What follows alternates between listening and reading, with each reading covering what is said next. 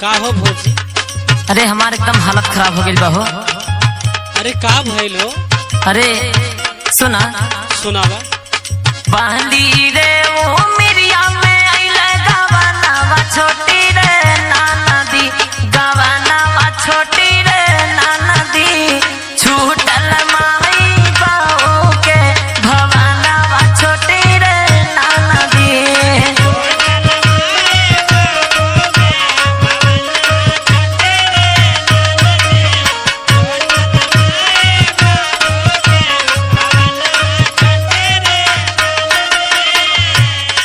और सुना सुनावा भौजी।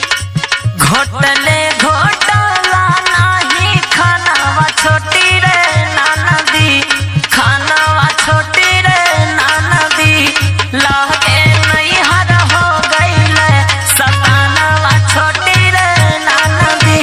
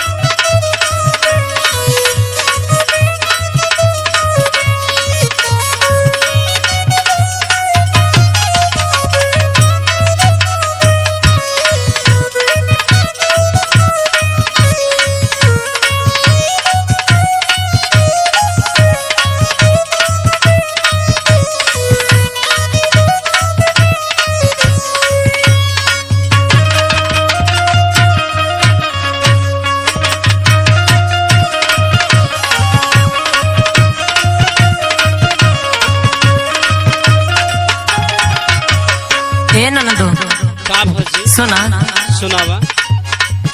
पहिले रहत रहनी सखियन के झुंड में,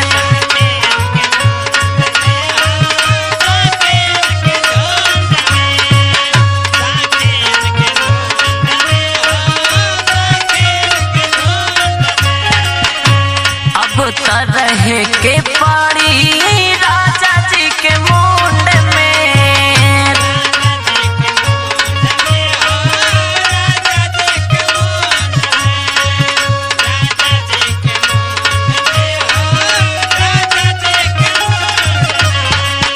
पहिले रहत रहनी सखियन के झुंड में, अब त रहे के पड़ी राजा जी के मुंड में।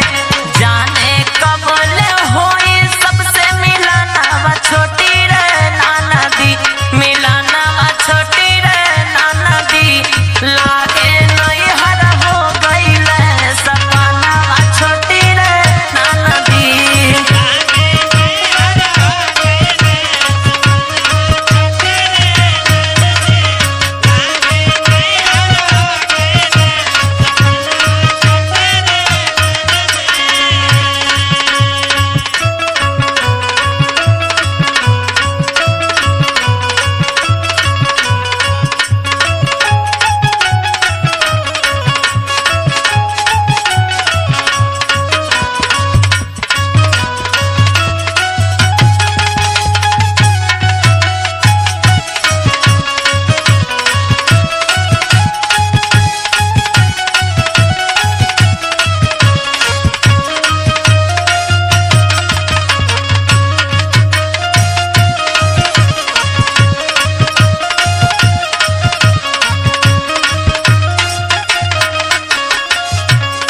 ए हो का हो?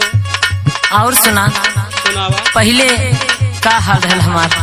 का हाल रहल हो? हाँ छूट जाई पहिले के खेलल की तकीता,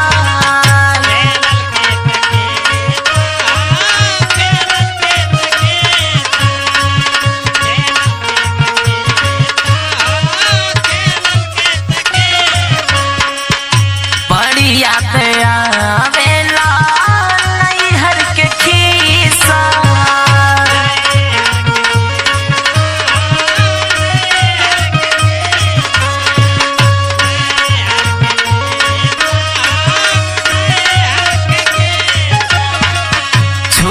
जाई पहिले के खेलन की तकीता बड़ी याद आवेला हो नैहर के खीसा।